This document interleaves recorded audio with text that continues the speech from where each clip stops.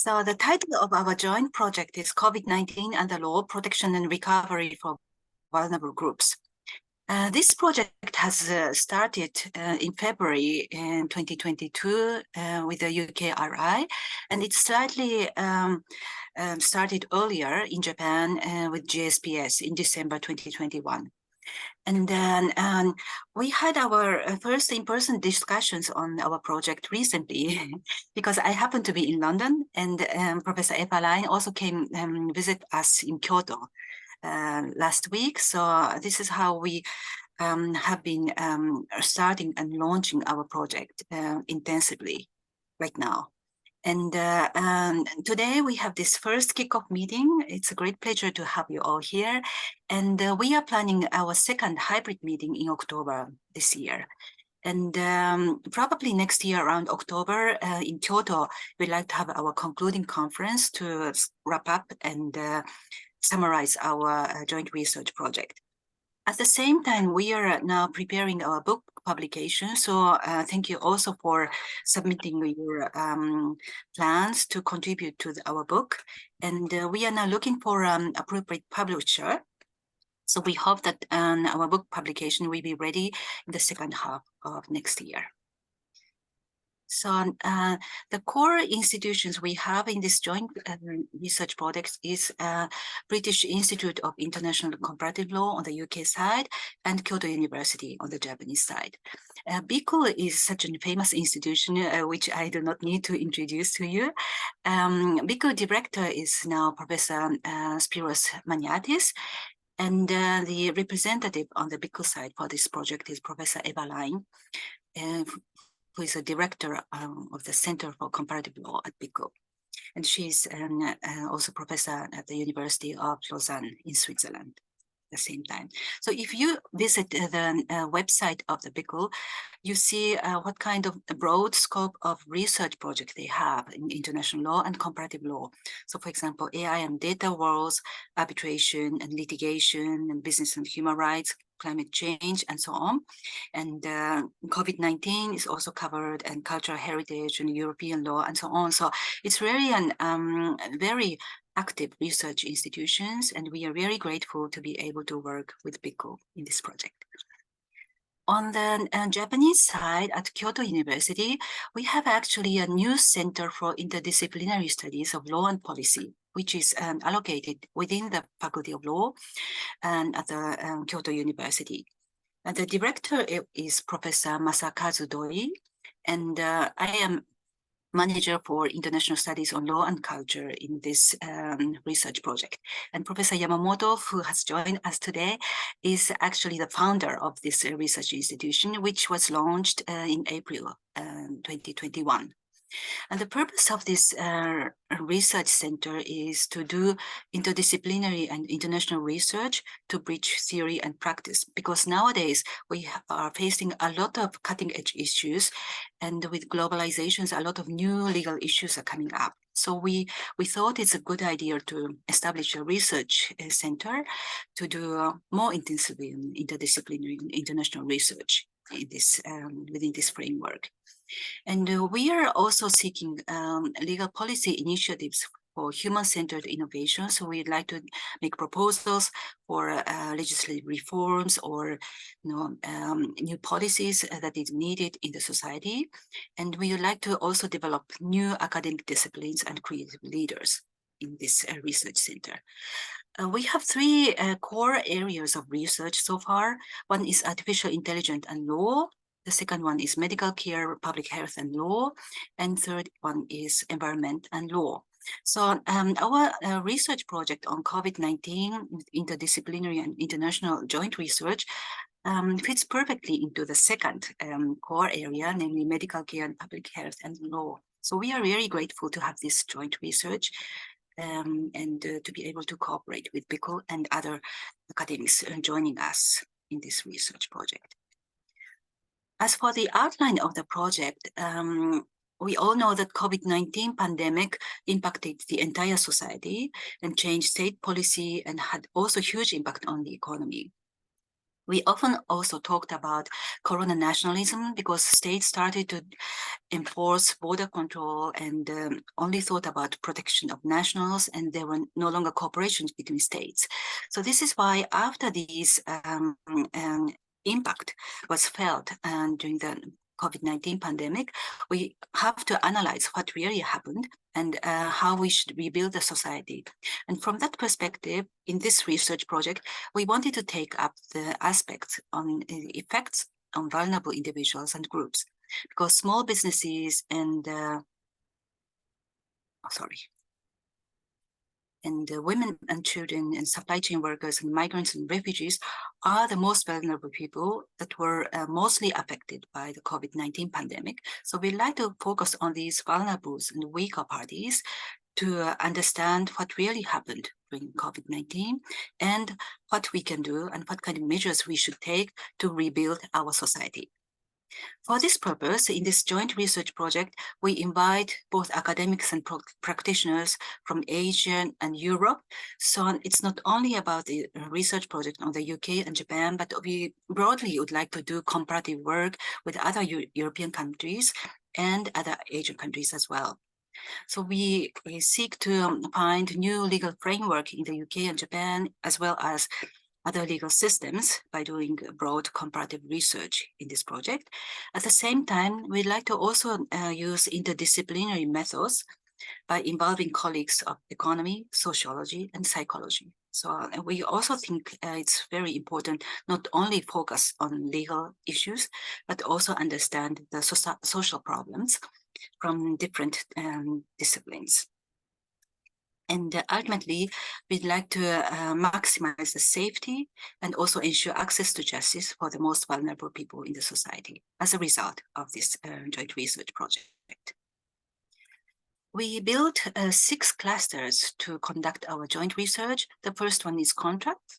Particularly, BIICL has published a series of breathing space guidelines, which not only focus on rights and obligations in contracts, but rather try to harmonize find a harmonized solution and conciliatory solutions in contracts. So that's a very good idea published by the BIICL, which also attracted attention in Japan. So in terms of contracts, we will also touch upon BIICL's breathing space project. The second cluster is securities, consumer protection, and insolvency, because the economic impact of COVID-19 was very much felt in this field.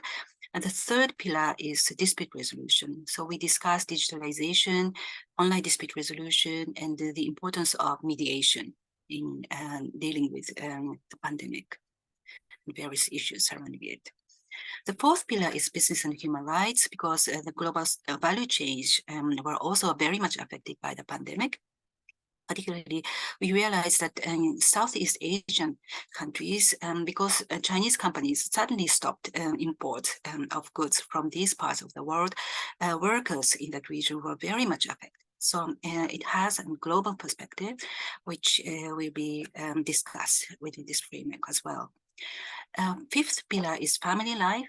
We realized that COVID-19 caused more domestic violence, and child protection became also an issue, and cross-border child abduction also became an issue during COVID-19.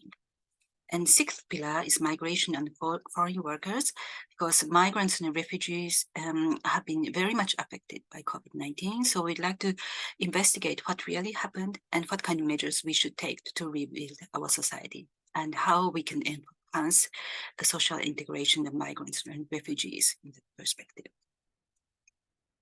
So in order to conduct this joint research, we have really excellent people from BIICL and also from the Japanese side. And we are very grateful to all the members who are taking part in this project. And I sincerely thank you for your cooperation. And I very much look forward to our further cooperation. Thank you very much. Thank you very much, Yuko. So we'll start with our first panel. Welcome to our first panel session on protection and recovery for vulnerable groups in the post-pandemic era. My name is Dr. Sara Razai, a research fellow here at BIICL and a privileged team member of the joint project that we've been doing for a while now. And today we're really here to shed some light on the profound impact that COVID-19 has had on some of the most vulnerable individuals and groups, and particularly as this panel session will explore, migrants and refugees. Now, as you well are aware of, one of the major disruptions caused by the pandemic was the implementation of travel restrictions and border closures by numerous countries. This unfortunate response, although necessary in some respects, left countless of migrants and refugees stranded in transit or unable to reach their intended destinations, thus abruptly halting their migration journeys. Now, moreover, the suspension or limitation of asylum procedures in some nations further complicated matters, making it arduous for refugees to seek protection and perpetuating their displacement.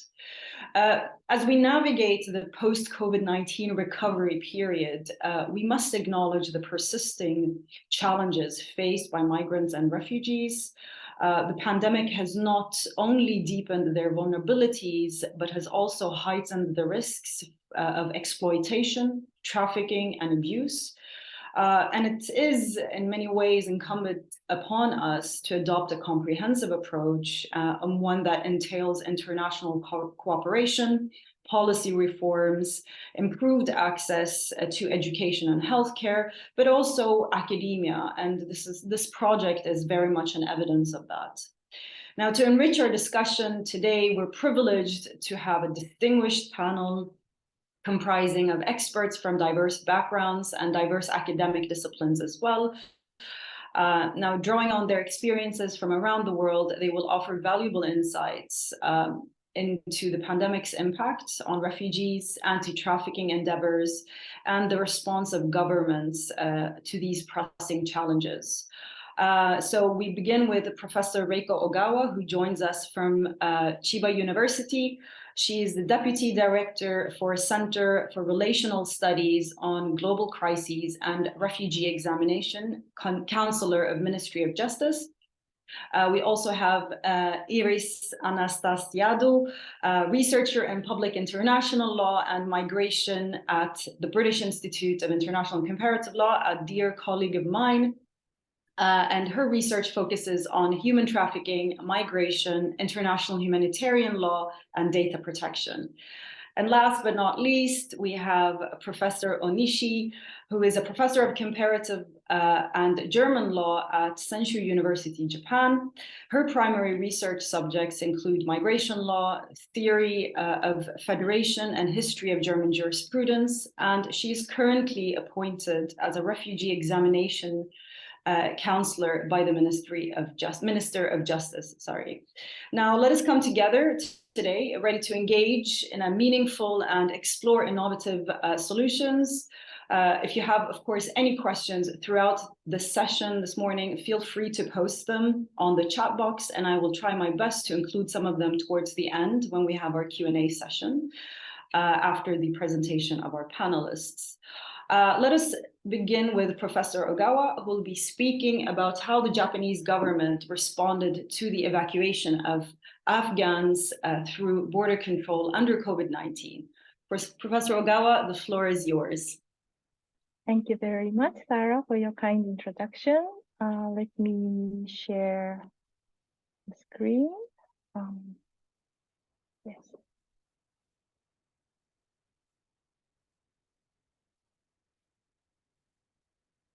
Oops, sorry. Can you see? Yes. All right. Well, thank you so much for having me in this very important project. I was very intrigued by Professor Nishitani's introduction about the whole scope of this project. Well, I am not from the legal background, but as a sociologist, I will try my best to provide you some sort of perspective or insight into the issue of migration and refugees. I used to work on the issue of migration of care workers, but when the COVID-19 started, I had to stop my research because the long-term care institutions were really having a major problem of having those pandemic, and I did not want to stress out the care workers by contacting them.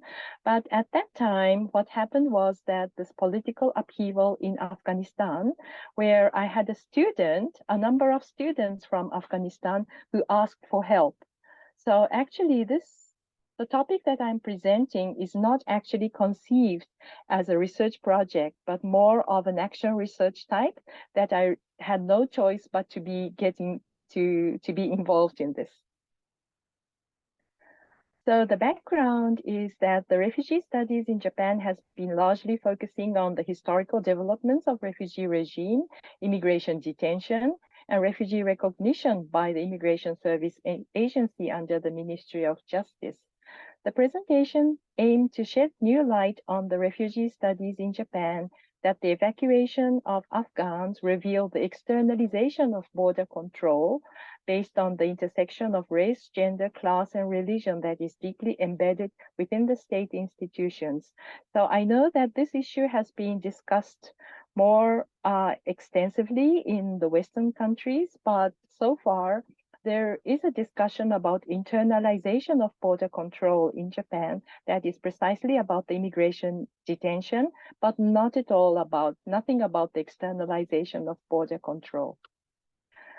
So before we go into the topic regarding the refugee regime in Japan, Japan ratified the Refugee Convention in 1981, but between 1982 to 2021, the total number of refugee recognition is less than 1,000. And also more than 3,000 has been admitted under the humanitarian program. So the refugee recognition has been undertaken by an administrative review conducted by the Immigration Service Agency. But then the question is, can the same agency in charge of border control undertake the refugee protection, while the Immigration Service Agency is more taking care of the securitization and control of the inflow of people? So what the New York Times reported when the humanitarian crisis in Ukraine happened, Japan is one of the world's least friendly countries to refugees. This was what New York Times reported, because the Ukrainian case provided as what became like an exceptional case that Japan responded very generously to the evacuees. Regarding the Afghanistan, we have the pre-context that, as you know, after the 9/11, the Americans invaded Afghanistan to remove the Islamic forces. And then after the collapse of the regime, the international community came together to support the reconstruction of Afghanistan. And Japan was part of that move, where in 2002, the high-level conference was organized in Tokyo to come up with a consensus in how to support the reconstruction of Afghanistan. So, and one of the main pillars of this international cooperation was education to support the human resource development. So Ministry of Education and Japan International Corporation, the two major Japanese government bodies, provided the scholarships to support the study of more than 1,400 Afghan students. So these students, they mostly came from positions from the government, the bureaucrats, as well as the professors at the different universities in Afghanistan.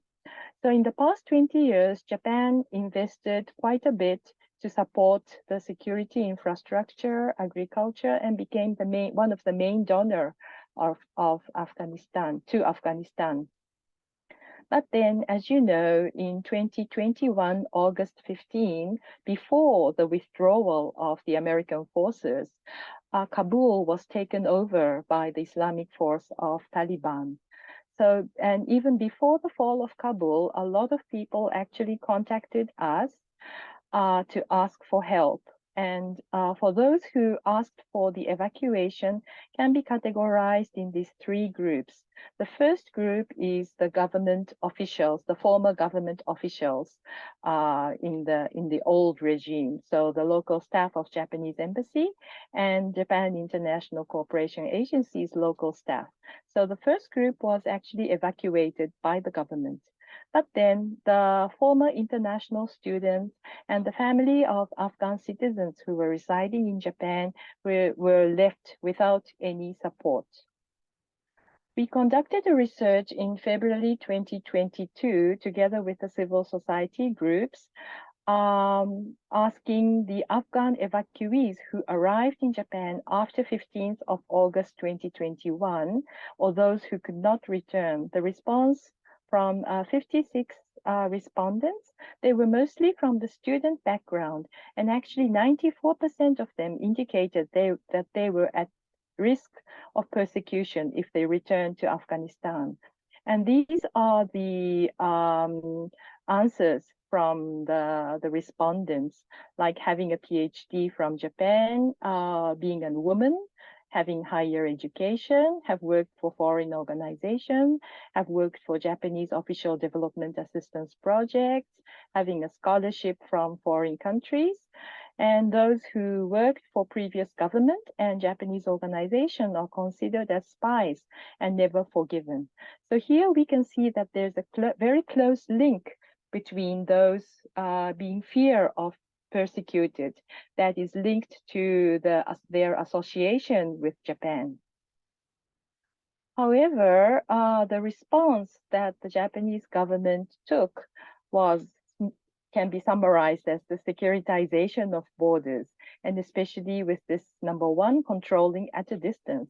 Then at that time, until today, the Japanese embassy in Kabul is closed. So that means that the people has to cross border by land or by flying to a third country to get the visa. And secondly, Japanese government implemented a very restrictive visa policy. And due to the COVID-19, the cross-border movement was almost completely stopped. And especially with the short-term visa that is meant for maximum 90 days was not issued. And the government asked for those who were requesting for the evacuation of the former students or the NGO staff, they asked us to apply for the long-term visa, which means that they have to become labor migrants or students. But becoming a labor migrant is very challenging because you need to have your employer seeked. And that is very difficult to do when you're overseas. And to become a student is also very difficult. If you want to enter like a Japanese language school, you have to have at least 12 years of education and be able to show how much you have in your bank account. And that's like millions of yen. So that's literally impossible. And then also the family visa, which is a visa category, is eligible only for the spouse and the children. So those who are outside of this category cannot be evacuated. And the institutional racism against Afghans embedded in the state bureaucracy prevails rather than humanitarian concerns. So the border was very, very strictly controlled. And we came to know that that was not necessarily the case when the Ukrainian crisis happened half a year later. The government took a stance that the short-term visa could be issued in a day. And after they come to Japan, it can be changed to a long-term visa. And as you can see, various supports has been provided, including the money, as well as a kind of a notice to the Board of Education to allow the children who does not speak Japanese to enter the school very easily. And also language support was provided, and the private assistance was also available. While as for the Afghans, even though they were strongly associated with Japan, they had literally nothing. So to conclude, the externalization of borders and strengthening of bureaucratic power is what we have seen. The border studies have discussed the construction of physical border, technology of control, militarization, and asymmetrical power between the states. Since Japan is an island, there is no need to erect physical borders. We cannot see those physical borders. But rather, the border control has been undertaken by the subtle discretion of bureaucrats in an invisible manner. COVID-19 strengthened the bureaucratic power over border control through a racialized visa regime that is open to Ukrainians but not to Afghans, even though all Afghans had some relationship with Japan. And we can also say that the way that the border was controlled manifested the gendered and racialized state. Comparing the evacuation of Afghans and Ukrainians reveal the racialized and gendered nature of the state in defining who is wanted and who is not. The visa system based on male breadwinner model reflects the ideal modern family and exclude the old age parents, siblings, and relatives of Afghans not to settle in Japan. The evacuees fleeing discrimination and persecution are encountered by institutional racism and sexism of Japan that alienates Afghans as unwelcoming. So my next question is, to what extent can a state remain indifferent when the well-founded fear of persecution is associated with the state's commitment to international development or international students? So these areas are actually linked, but the government decoupled the link and not to be admitted as refugees. So thank you very much. Many thank you, Professor Ogawa. Next, we have Iris, who will be talking about how COVID-19 and emergencies act as determinants of anti-trafficking efforts. Iris, the floor is yours. Thank you very much, Sarah, and thank you for the kind introduction. I will be sharing my slides just in a second. I hope everyone can see my screen. Okay, great. Thank you very much. Then, so I will be talking about the COVID-19 and emergencies in general as determinants of anti-trafficking efforts. Now, while the impacts of COVID-19 on human trafficking are relatively well documented, Dr. Jean-Pierre Gauci and Dr. Noemi Magugliani addressed the gap in the research, building on the findings on the Determinants of Anti-Trafficking Efforts research project, which I was also fortunate enough to be a part of. This project was funded by the United States Department of State Office for Combating Human Trafficking. The primary focus was to identify and analyze the so-called determinants, which are factors that influence the efforts implemented by governments and governmental authorities to prevent trafficking, punish traffickers, and ultimately protect trafficked persons. Now, I will highlight a few observations on the determinants to give you some context. The diagram on the top right corner of the screen depicts several determinants and is symbolic of the complicated and interconnected nature. So, for example, the COVID-19 as a determinant of anti-trafficking efforts should not be seen in isolation from other influencing factors, such as political will or international law, case law, or even the international reputation of a state. So, further, anti-trafficking developments are non-linear, meaning that one determinant or several determinants are not always moving towards combating trafficking, as in reality, it is not uncommon for steps forward to be reversed due to, for example, a change of government administration. Some determinants can be positive, neutral, or even negative. A positive determinant pushes in the direction for better anti-trafficking policies, whilst a negative one hinders improvements.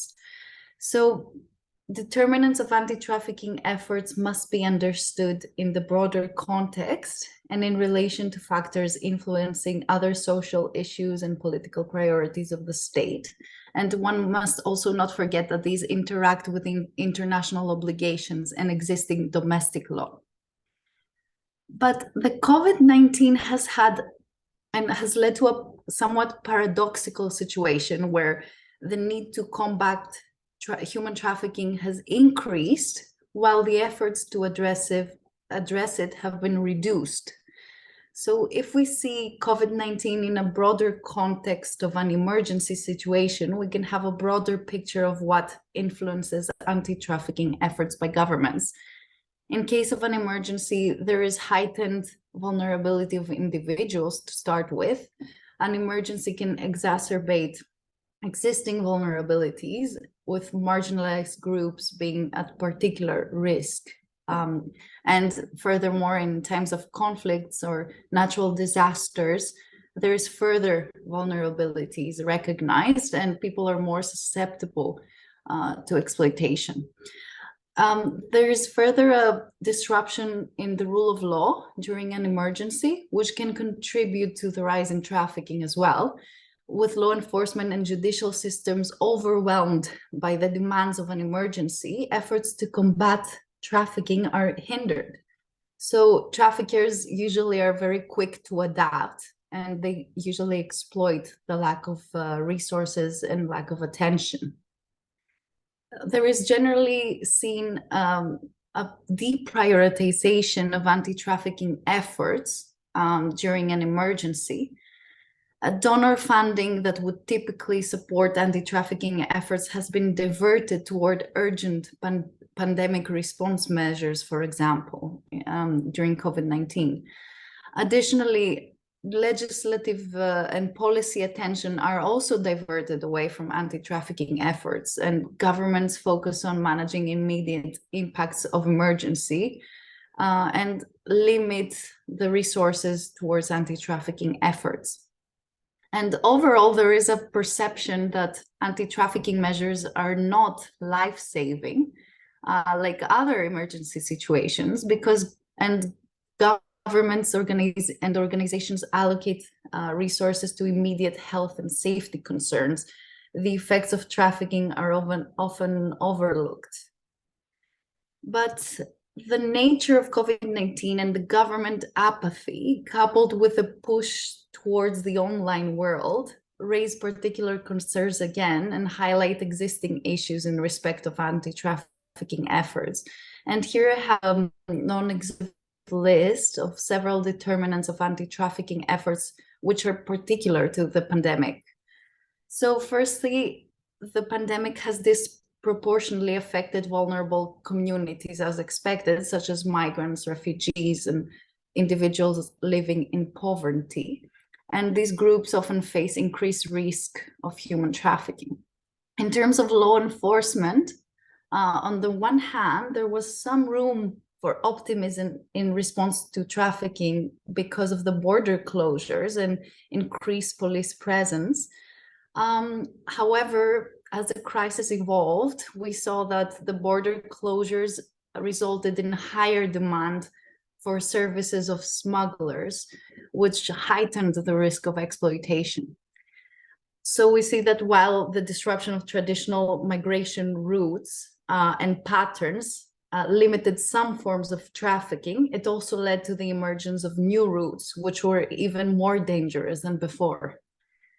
Curfews and lockdowns resulted in various forms of exploitation, and it caused them to go further underground and even move to the online space where states were inadequately prepared to respond. With the diversion of law enforcement agencies towards the lockdown enforcement, also investigations were affected which has also been seen in the case of Cyprus, where law enforcement was unable to access private households due to the pandemic. But in the case of Philippines, for example, it facilitated investigations and surveillance while people were staying at home. So we kind of see two different responses from the law enforcement front. Identification, in terms of identification of trafficked persons, it became a bit more problematic and difficult during the pandemic. In some instances, such as in the UK, the national referral mechanism moved online and continued operation. However, there was a decline in the identification numbers, and this has been interpreted as a lack of identification, reduced visibility, and limited inspection, rather than simply a decrease of trafficked persons. In terms of victim support services, such as shelters and counseling, these faced challenges in providing adequate assistance, not only due to social distancing guidelines, but also due to limited resources. There was a diversion of attention and funding to address the pandemic, in order to address the pandemic, and these services were affected. They were even being shut down or disrupted at the very least. In some instances, some vulnerable communities, such as informal migrant workers, were temporarily excluded from support schemes. However, there were some positive examples, such as in the case of Scotland, where they introduced programs to facilitate access to smartphones and mobile data for trafficked persons. So that was a good advancement.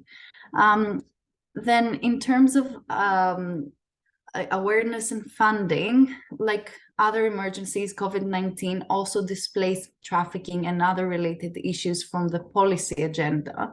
The focus on COVID-19 related news and restrictions has resulted in reduced public awareness and attention on human trafficking. However, the move to the online processes also brought about some benefits, with training programs and awareness events having moved online. This attracted significantly wider audiences than previously anticipated. In terms of prosecution, over the course of the pandemic, the court processes also moved online, which created severe delays in the proceedings in the absence of relevant guidelines or even technological advancements. So you have to think that each state had different responses in their court systems according to their own means. So this created obviously a backlog of cases which impeded and continue to impede prosecutorial efforts. However, countries that had access to technology, they didn't have as much of a negative effect. For example, in Cyprus, some certain priority cases were progressing during the pandemic, but not all of them did. At the international level, there were some significant impacts with the work of treating monitoring bodies. They were severely disrupted as they were unable to conduct country visits, which are essential for their body functions. And then lastly, the pandemic also brought about novel forms of exploitation and exacerbated existing ones. For example, there was an increase because of the increased reliance on the internet and digital platforms. This shift created new opportunities for traffickers to exploit individuals online, especially children and vulnerable adults, and the demand for online sexual exploitation as a result has increased during this period. On the flip side, some police forces developed skills during this time and approaches for investigating crimes online, something which also remains highly relevant even after the end of the pandemic. Finally, the exploitation. So the pandemic has created a surge in demand for healthcare workers, including in areas heavily affected by the COVID-19. And this demand, combined with labor shortages, has increased the risk of labor exploitation within the healthcare sector. Overall, various factors, including the ones I have mentioned, have reduced the efforts to address trafficking, vulnerability, diversion from the rule of law, diverted donor attention, policy shifts, and the perception of anti-trafficking measures as non-life-saving have all contributed to this concerning situation. Urgent action is needed to address these challenges and ensure that the fight against human trafficking remains a priority, even during the times of emergencies.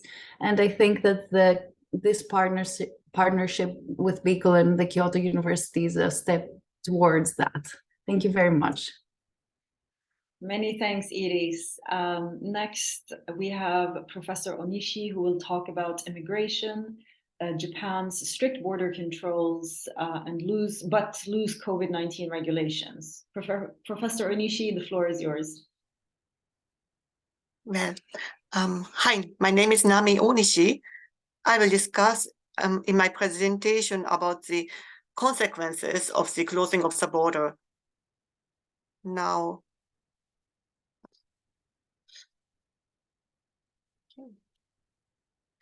a distinctive feature of Japan during the COVID-19 pandemic was the excessive emphasis of borderfront operations. In other words, while there were few authoritative restrictions imposed domestically, extremely restrictive measures was taken against those entering the country from abroad. In my presentation, I will clarify first the issues related to the legal basis for the border closure, and second, the situation of those who are placed in a vulnerable position due to the closing of the border. Before delving into the main topic, I would like to introduce an episode from Japan's history in the 19th century, namely the Esperia incident. During a cholera epidemic in the 1870s and 80s, Japan adopted a quarantine system in which ships were prohibited to enter in port for 7 days. However, according to the International Sanitary Conference at that time, there was a consensus that quarantine in the form of physician-led inspections is more appropriate. A German vessel, Esperia, entered the port of Yokohama, disregarding warnings from the Japanese government. The background of this incident was that Japan, which was bound by unequal treaties, had little legal basis for enforcing quarantine measures. At the same time, Germany's claim was also understandable. There was an opposition among the Western powers to treat cholera as an imported infectious disease in Japan, where cholera was already prevalent in Japan. Let us now return to the COVID-19 situation in 2020. In response to reports of an outbreak of an unknown infection disease in China, Japan's cabinet decided on January 31 the denial of landing to foreigners who had stayed in Fujian province, China. This was done under Article 5, Paragraph 1, Item 14 of the Immigration Control Act, which categorizes people as likely to commit an act which could be detrimental to the interest or public security of Japan. Of particular concern is the fact that this also applies to foreign nationals. This measure also applies to foreign nationals who have stayed in Japan for medium to long-term period and possesses a re-entry permit. Subsequently, starting from April 1, foreign nationals stay in Japan for medium to long-term stays, such as spouses of Japanese or permanent residents, and those with long-term resident status, that is teijusha, were permitted to enter Japan under special circumstances as an exemption. This measure raises concerns from a rule of law perspective, as it appeals general provision stipulating the need for public security to a wide range of people. Additionally, the right to stay for medium to long-term foreign residents can only be guaranteed through special circumstances, which is not written in the Immigration Control Act. Nevertheless, considering the fact that COVID-19 was an unknown virus and an immediate action was necessary without waiting for legislation, we can acknowledge the administrative discretion in the measures taken at that point in time. The problem arises the denial of landing after 2022, when the Omicron variant became prevalent in Japan. On January 19, 2022, the WHO Special Commission announced that travel restrictions were ineffective in controlling Omicron outbreak. By that time, the sixth wave of the pandemic had already arrived in Japan, with the NIID report showing 276 cases per 100,000 population. Unlike in February 2020, by January 2022, legislative and administrative authorities had already gained sufficient knowledge of COVID-19. Therefore, in my view, the decision to deny landing at this point in time with general provision raises concerns of not satisfying the principle of proportionality. This is because in a situation where Omicron variant is spread widely in Japan, it is not balanced to take strict border control measures, especially when strong measures like domestic travel restrictions have not been taken. Next, let us discuss the situation of foreign workers who find themselves in a vulnerable position due to the COVID-19 pandemic. The challenges faced by foreigners as a result of pandemic are detailed in Eriko Suzuki's book, Under Corona Migrants, that appeared in 2022. Foreigners in Japan faced disadvantages in terms of employment, education, and medical care. Firstly, the working environment for foreign workers, was particularly hit by the employment stoppage caused by the pandemic.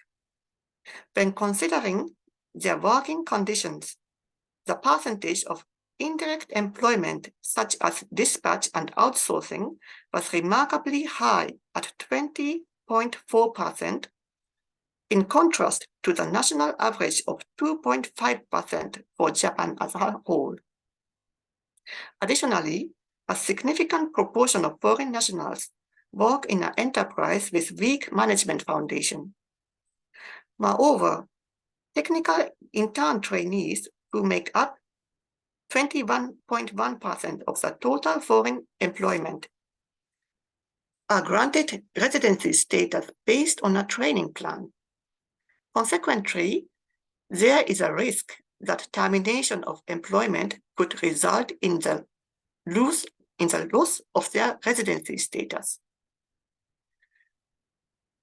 Secondly, concerning the medical care, only individuals who have a registered address and a stay duration of at least 3 months are eligible for health insurance.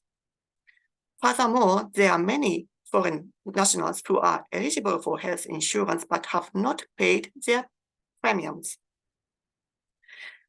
Thirdly, in terms of education, the elementary and secondary school levels, school closures and online classes have exacerbated the learning environment for socially disadvantaged foreign children. At the university level, foreign students faced dual challenges in terms of learning and living. Part-time jobs of students account for 90.2% of the employment situation of foreigners, particularly in accommodation and food service industries. Due to the pandemic, they were unable to continue working, making it difficult to sustain their livelihoods. The Japanese government has implemented measures to support those facing these difficulties. For instance, as a special measures for individuals whose residence status was about to expire, they were allowed to stay in Japan by extending or changing their status of residence.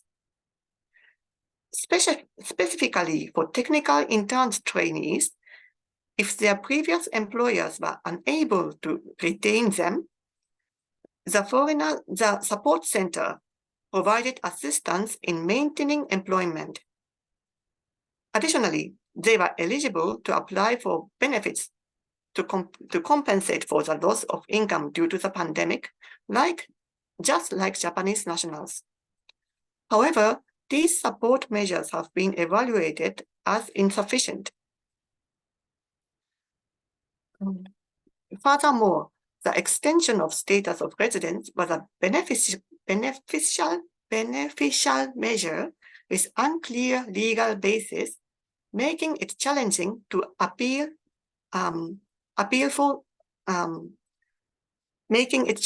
for legal appeal.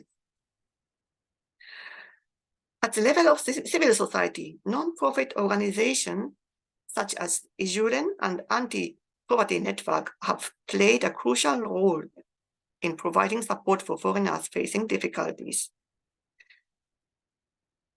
In conclusion, firstly, Japan's entry restrictions measure appear to have lost their proportionality in the course of time, particularly in light of the outbreak of Omicron strain. Although beneficial measures for vulnerable persons were in place, it lacked a rule of law basis, which is problematic, I think. Since quarantine measures are applied to ships and individuals entering Japan, it is necessary for those measures to be convincing to the people traveling here. It is,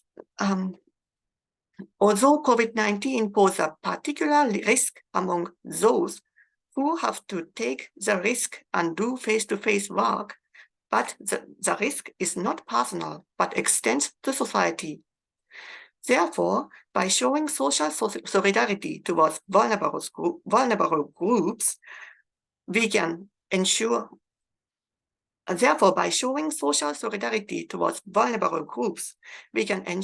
risk management for the society as a whole. Thank you for listening. That was my presentation. Many thanks, Professor Onishi. Just a reminder to everyone who's attending, if you have any questions for our panel members, please do not hesitate to post them on the chat box. But I have a couple of questions that I'll start to kick off the discussion. I'll start with Professor Ogawa, actually. I have one particular thing that struck me in your presentation was that there seems to be some differences between Ukrainian refugees and Afghan refugees, and I'd like you to elaborate a little bit more about that. You know, what were some of the reasons, do you think, in your opinion, for closing borders to Afghan during the COVID-19 while allowing Ukrainians to enter? Well, thank you very much for the question. I think that's a really, really difficult thing to answer.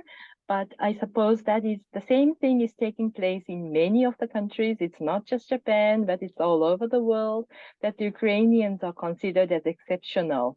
And EU has been taking measures. I think a lot of countries are taking exceptional measures for the Ukrainians. And that is more to do with the international politics rather than the refugee protection, the principle of refugee protection. I'll tell you what the Japanese government told me. Actually, I inquired immediately after that the Ukrainians were issued this short-term visa on the spot, while as we have been struggling for a couple of months to ask for the short-term visa for the Afghans who were asking for help. And what the government responded was like this. Actually, the Japanese government took two kind of special measures for the Afghans.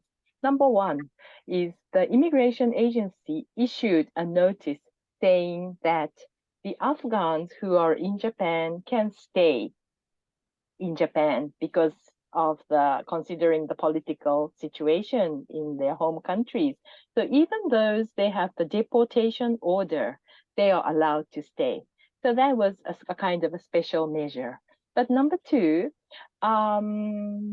the Ministry of Foreign Affairs created something called request desk for evacuation of Afghans. And that was a kind of another special treatment, especially meant for the Afghans because there was no embassy there. So, and in other words, that second measure allowed them to control the issuing of the visa because we had to go through Ministry of Foreign Affairs every time to ask for the visa. And then they will send their message to the diplomatic embassies in Iran or in Pakistan. So that allowed them to monopolize this power to decide on whether they can issue the visa or not. And for that, that was the major kind of control that they exercised, the mechanism of control that they exercised. So, and the reason that was given to me, explained, was that because Ukrainians are special. So I asked, yes, but they should. But isn't it that I mean, the same measures should be given to all those who are fleeing from their home countries? I said, no, this cannot be applied to all nationals. It's only for the Ukrainians. And so that was the story. It's a very interesting response. And kind of just as a follow-up from that, I mean, you've spoken quite a bit about the externalization of border, which has been used, of course, not only Japan, it's been used by several countries. I mean, Arab countries in particular have used that during the pandemic in particular. In your opinion, how will this affect vulnerable groups and individuals such as refugees in a post-pandemic recovery? Right. Thank you for the question. I never came to realize this externalization of borders that is taking place in Japan unless I was involved in this evacuation of Afghanistan. Of course, I have been reading a lot of literature about this externalization of borders in EU or in USA. But in Japan, one of the things is that we can't see this at all, because there's no physical construction. So therefore, the people will, of course, remain indifferent. They will never come to know that these things are taking place. And what happened was that because there was no Japanese embassy in Afghanistan, they had to flee. So a number of them had actually crossed the borders illegally. And of course, that would put them in the state of limbo.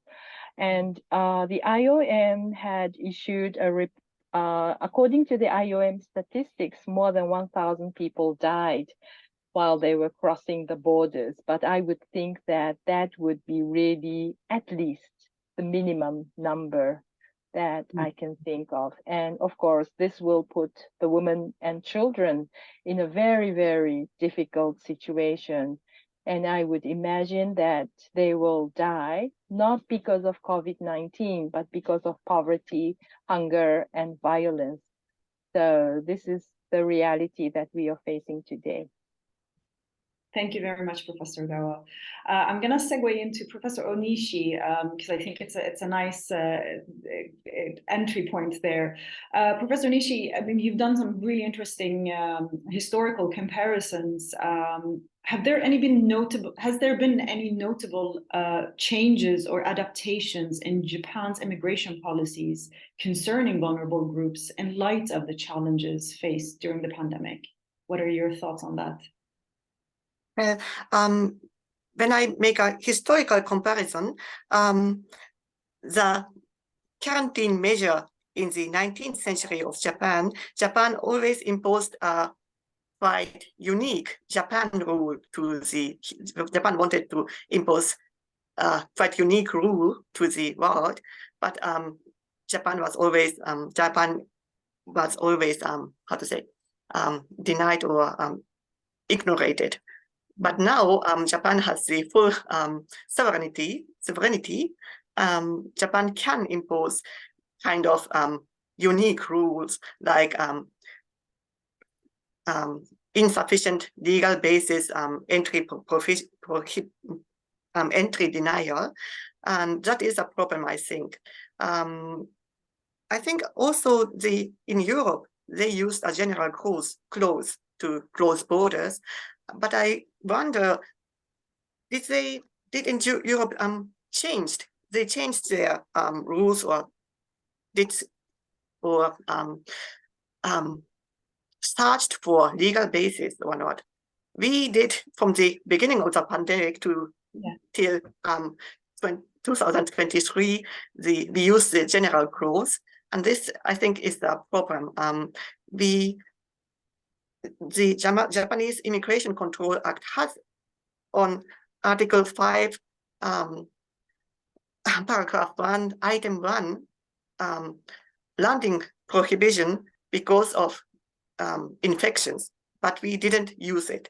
We only used the general clause, and the cabinet office said people from the corona infected countries, they are dangerous people for Japan.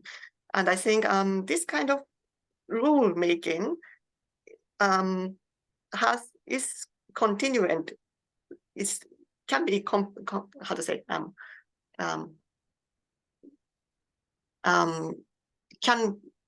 is little like the 19th century rule when Japan made a unique rule.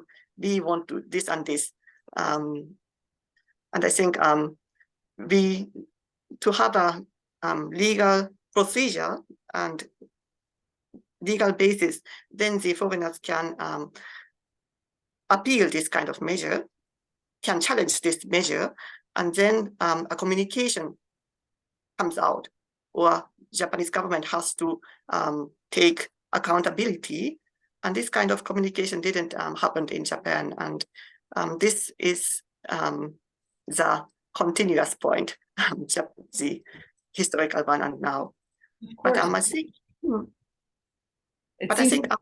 sorry. It seems an extremely relevant one that has been going on for quite a while. Like you were saying in your presentation, you know, it's a continuous discussion, a continuous issue with continuous challenges as well. Mm-hmm. Sorry, please go ahead. In the 19th century, the foreigners had more higher position in the society. They had better medical care than Japanese.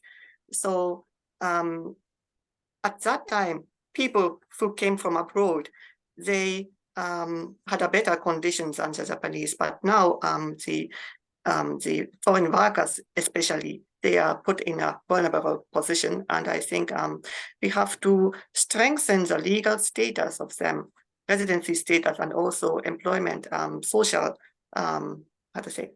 circumstances. I don't know. Yeah, absolutely.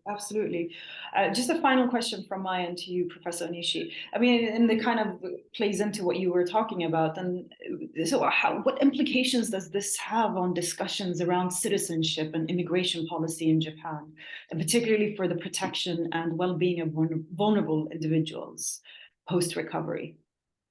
well, Sorry. well, now it's not, it became not a big issue in the Japanese society, I think, about the strengthening the citizenship. But well, how to say,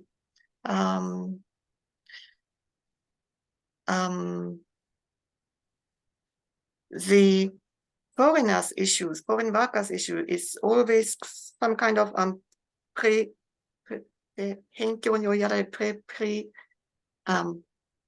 is put away, outside the kind of our main political discussion, because politicians don't really want to make policy for strengthening migrant citizenship, because doing this, they lose how to say, vote from conservative people, and they can't gain vote from foreigners because they don't have the suffrage right. Thank you very much. And Iris, thank you very much for your presentation. I'm keen to hear your thoughts about how may governments strengthen their anti-trafficking efforts during the post-COVID-19 recovery period, considering the vulnerabilities that may arise for individuals in crisis situations. What are your thoughts on that? Thank you, Sarah. A very interesting question indeed. So I think the ultimate goal of governments should be to learn from the COVID-19 crisis and create a more robust and resilient system so that anti-trafficking efforts are not overlooked anymore when another crisis arises. So there can be several steps that governments can take, but the first most important, I would say, would be strong political will. So if you have strong political wills from the key people in a government, then these people can see it so that the legislation and its enforcement is strengthened, and so that they also incorporate several vulnerabilities and vulnerable groups, and they address the challenges that COVID-19 brought about and that other crises may bring about in the future. So I think that's the most important thing. And then it goes without saying that there should be adequate funding and resource allocation that is strong enough to stay in place in case of any emergency situation that arises in the future. And then another important bit that came about from the research as well is the coordination and collaboration between governments, international organizations, non-governmental organizations, creating partnerships which can develop comprehensive strategies and address the nature of human trafficking at its root, but also at the they can also address the issues that come about after people have been found to have been trafficked as well. Then I addressed the move to the online world as well in my presentation, and I think this has been seen as a challenge, but from moving forward, I think this can also be an opportunity so that we can embrace technology, and governments can leverage this technology to improve data collection on victims, and they can analyze this data, and this can also help create trends and understand the problem of trafficking and address it again at its root.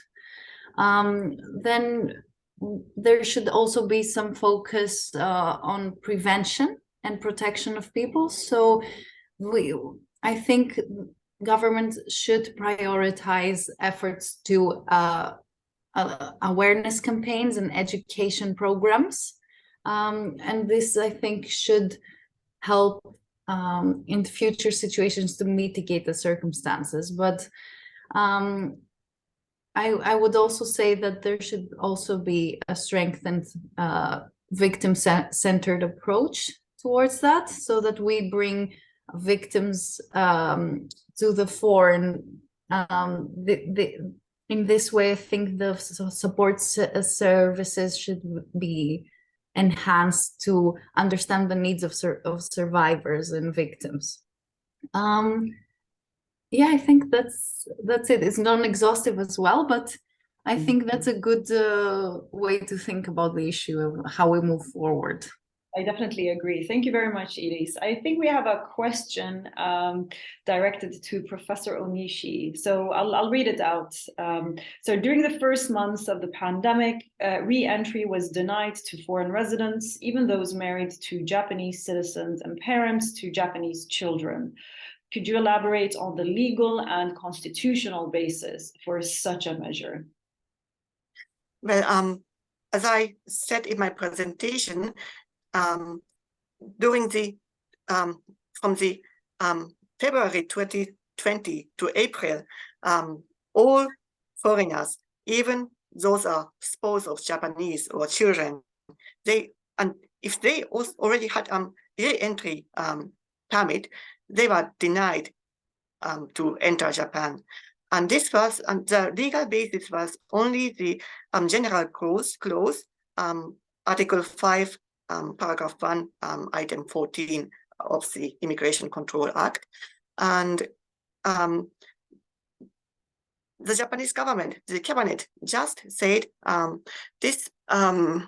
those foreigners who came from specific region where corona is now prevalent, those are those are dangerous people, and from public order reason, and we can't allow them to enter Japan. And I think it raises serious constitutional problems because,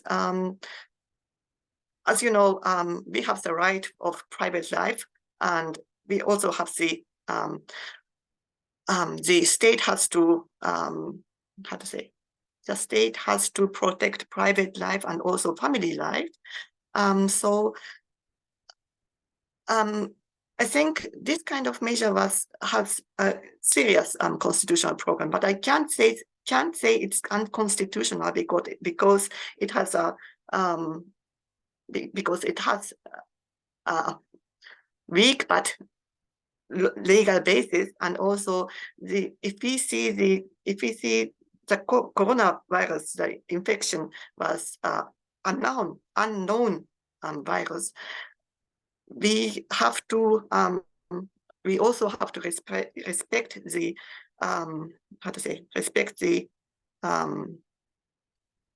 decision of the administrative and legislative at the first point, but in the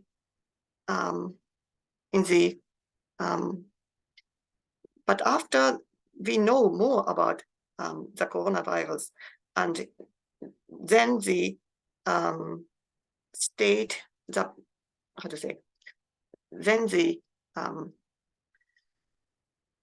we can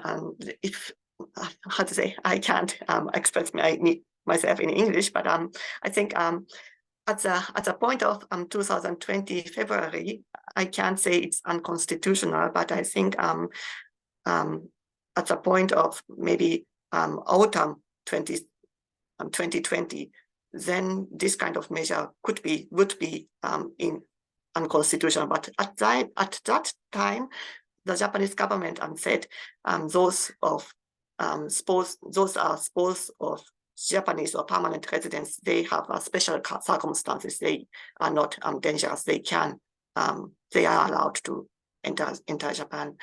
So it's quite difficult question. I have to say we also have to respect the border control, the decision of the state. But on the other hand, we have to respect this kind of decision because they had to decide in a situation, in an unknown situation. I don't know, I have elaborated your question, but that's all. Thank you very much. Does anyone have any questions to anyone, and perhaps a question directed to all of our panel members? Feel free to raise your hand or drop a line on the chat. May I ask a question? Thank you. Thank you so much for your inspiring presentations. I have a question to both Reiko and Nami. So I was wondering how far we can say that the discretion of the Japanese authority concerning immigration and protection of refugees has been extended due to COVID-19, and it remained as such. That's my first question. And the second question is what we should do to tackle and rebuild our society and change the situation. So if you have any ideas, I would be grateful. Thank you. Should we maybe start with Professor Ogawa? Yes, well, I think that's a really very difficult question because in a way, it was COVID. So the Japanese government may say that they don't have any obligation. However, what they did was to bring those who were the government employees by the special arrangement. So it's not necessarily everybody. The border is sort of flexibly manipulated. So it's not completely closed for the Afghans. Only those who were being able to come was the government employees, while as those who are like the students or the family of the citizens were not allowed to come. So that is more of a political or bureaucratic decision of the state. So my question rather is that when you have international students, when you have invested in the international development, they are like your partners or your students, right? So what is the moral obligation of the state? So it's not the question of the COVID, but more of the moral obligation of the state. And secondly, what we should do to help those people, I think Japanese society has to have a consensus on this more to do with the global responsibility or the moral obligation, because the people there are in trouble because Japan was there investing in international development projects, having them as international students. So there has to be like a consensus that can only come from the political leadership. Thank you. Well, it's a quite difficult question. I will try to answer your question when I write the article for your book, for our book. But I can say, I think, how to say, the Japanese society has only little sympathy to foreign citizens.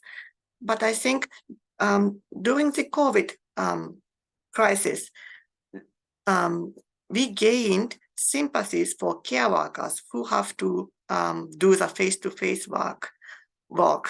And I think this kind of solidarity is now growing in the Japanese society, and the law can encourage this kind of solidarity. So our task is to help the to strengthen the social and religions by means of law. It's quite let's say too abstract, but this is my answer. Yeah, thank you so much for your answers here. Thank you. Do we have any other questions?